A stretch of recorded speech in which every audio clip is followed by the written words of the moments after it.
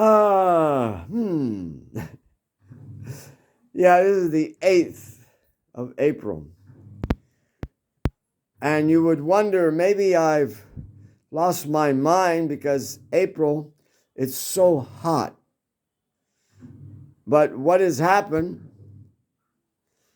and for my understanding or knowing what's going on, this is not natural. This is manipulation of weather. It may seem nice to people that just want to go out that it's not so hot.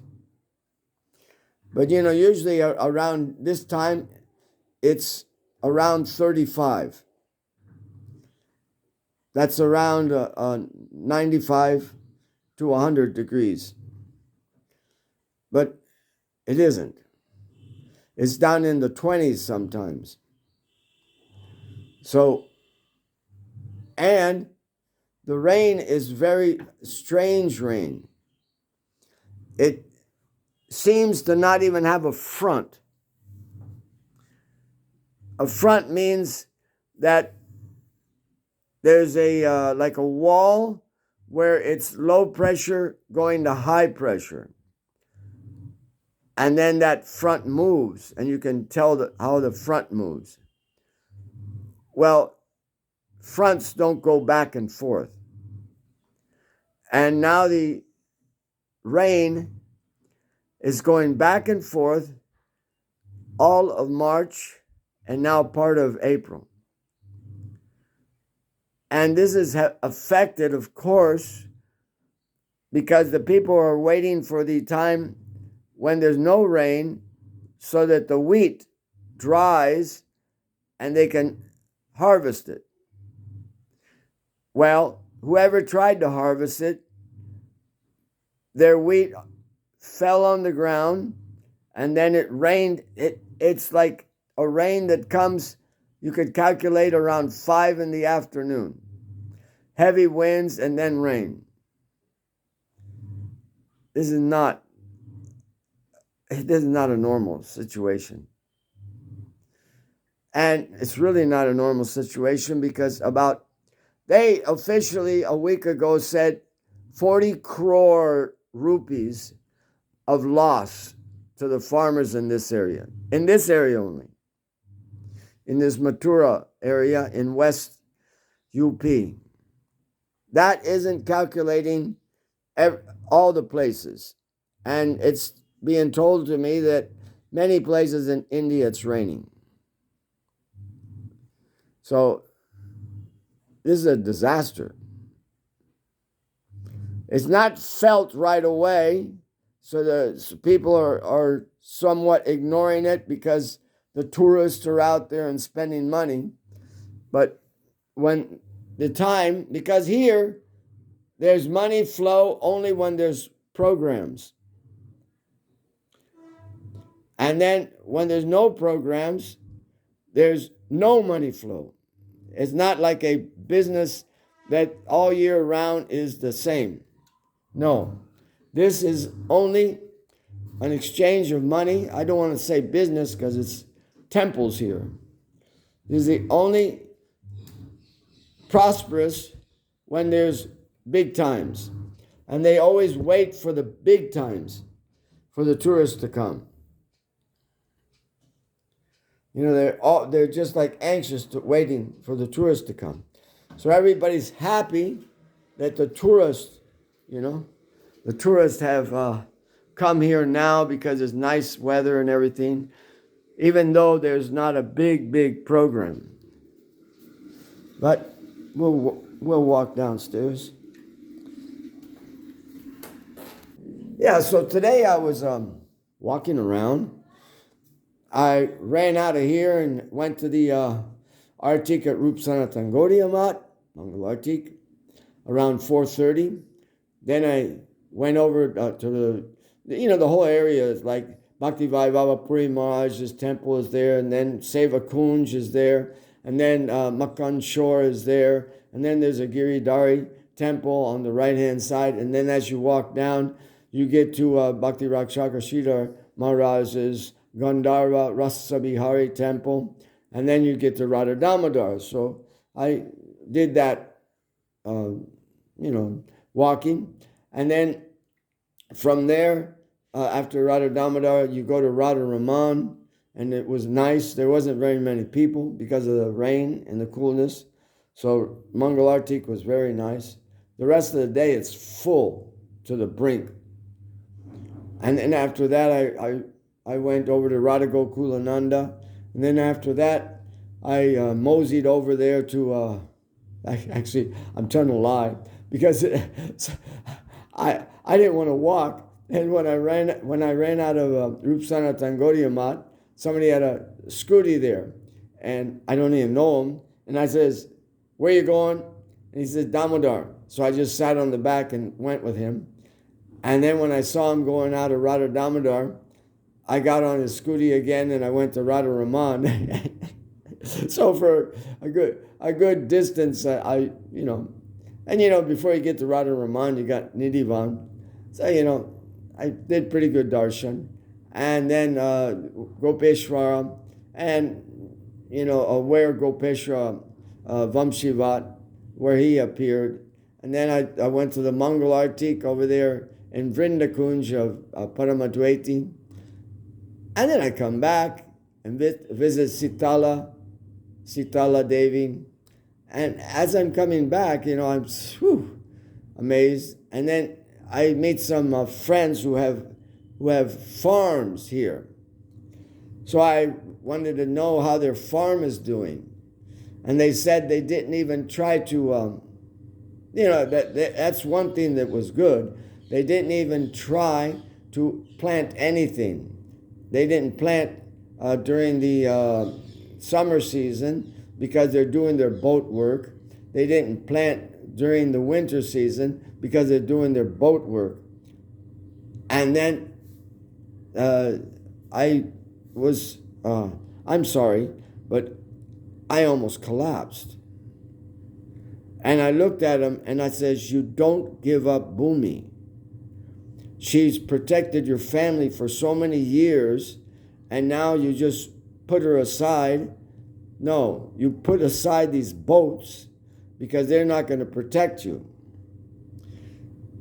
And I just said, "You can't do this. You have to go back to working the ket."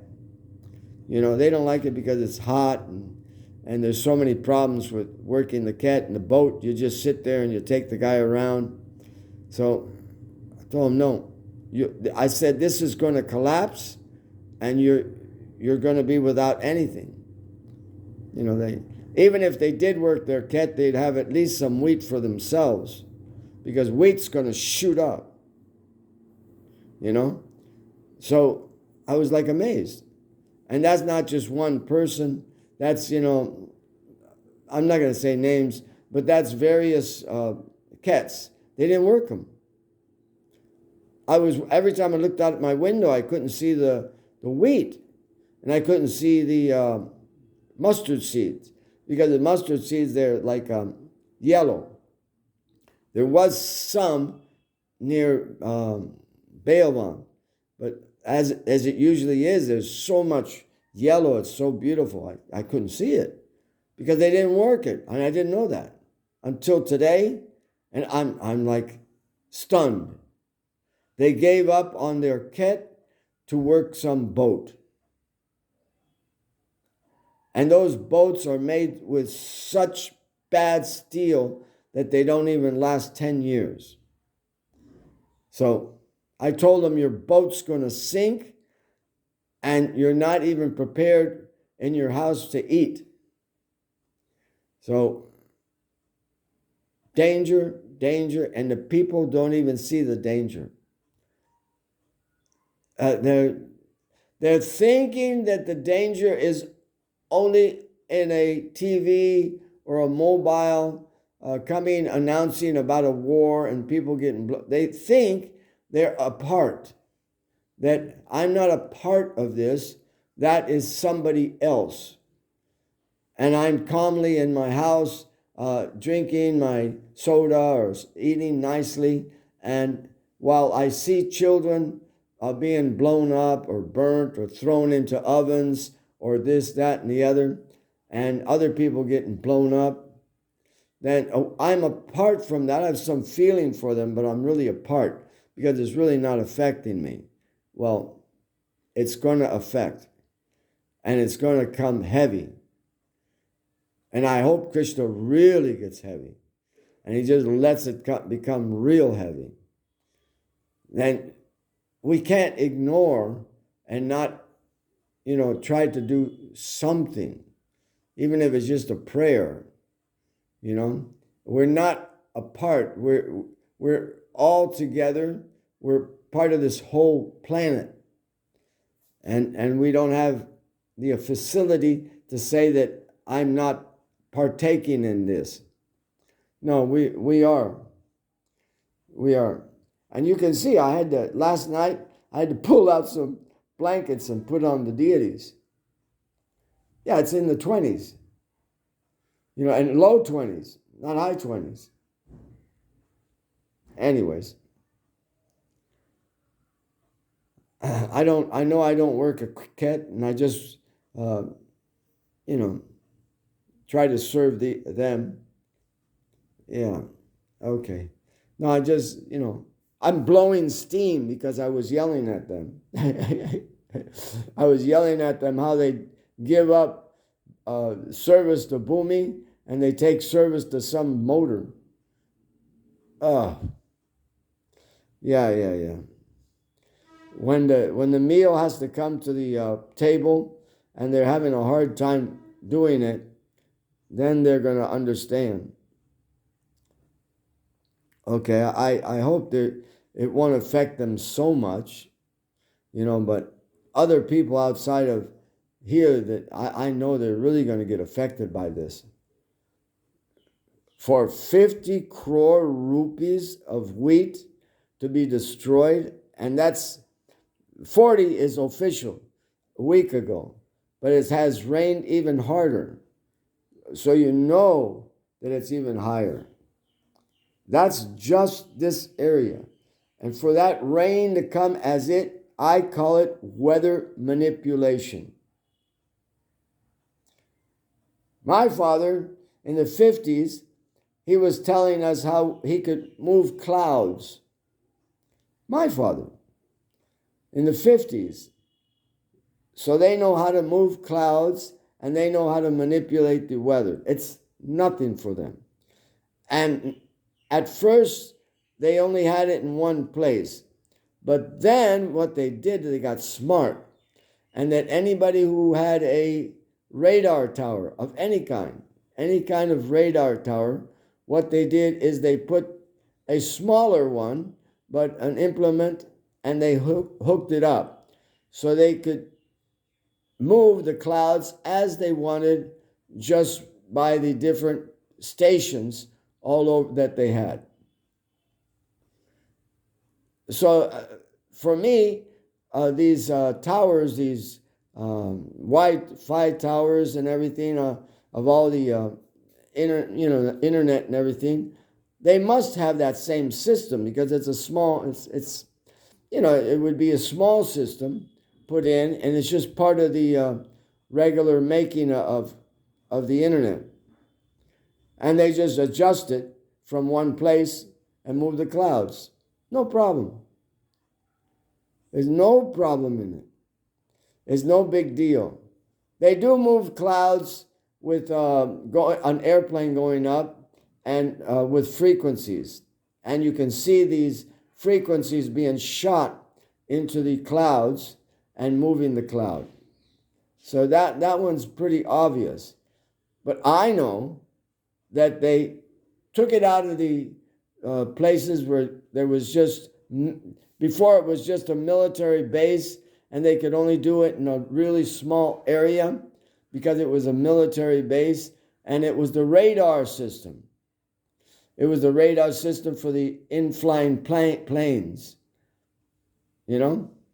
So I know they did it. And then they made it smaller and they could do it in so many places.